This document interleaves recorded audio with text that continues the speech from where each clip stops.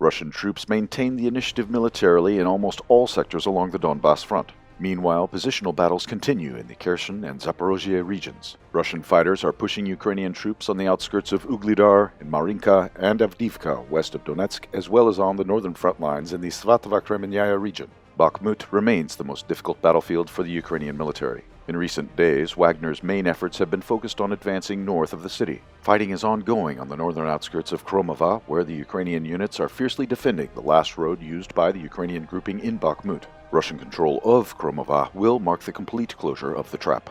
Wagner fighters are expanding their control in the areas west of the city, which will secure the encirclement of the Ukrainian grouping in Bakhmut. Battles are ongoing on the outskirts of the town of Bogdanovka. Russian forces are yet to enter the settlement. Meanwhile, the battle for the town of Aryekava-Vasilyevka broke out after Wagner forces broke through the Ukrainian defense in the area. The dominant heights near the town reportedly came under Russian control. At the same time, Russian forces are fighting on the outskirts of Zalyeznensk. In addition, Wagner units are approaching the last road to Bakhmut from the southern direction. On the southwestern outskirts, Russian forces took control of some sections of the road to Konstantinovka. The village of Krasnoye remains under Ukrainian control. The Ukrainian command is trying to counterattack by transferring additional reserves to the area. A large Ukrainian grouping is reportedly concentrated in Chasov Yar, likely preparing for a large counterattack. It may be aimed to push Russian troops back from at least one of the flanks around Bakhmut and prevent Wagner forces from the operational encirclement of the city. In the city itself, after Wagner fighters took control of all the areas on the eastern bank of the Bakhmut River, they crossed the river and launched battles in the central district of the city.